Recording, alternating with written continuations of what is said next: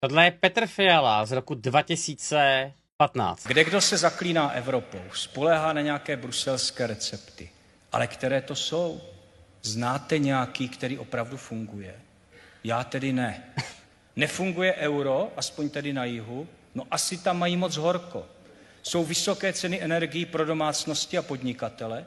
Tak stanovíme povinně procenta obnovitelných zdrojů, zakážeme jadernou energii, několikanásobně zdražíme energie a budeme určitě konkurenceschopnější s ostatním světem, který na takovéto ideologické nesmysly kašle a dělá to, co je pro něj výhodné.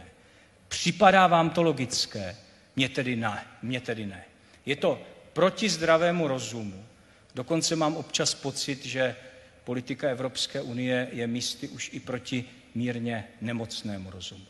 My se chováme chvílemi jako blázni a ti si taky myslí, že jsou úplně normální. Ty vole. Pokud ze sebou rychle něco neuděláme, ujedou nám všechny vlaky, protože jezdí po rychlejších tratích, než jaké máme k dispozici.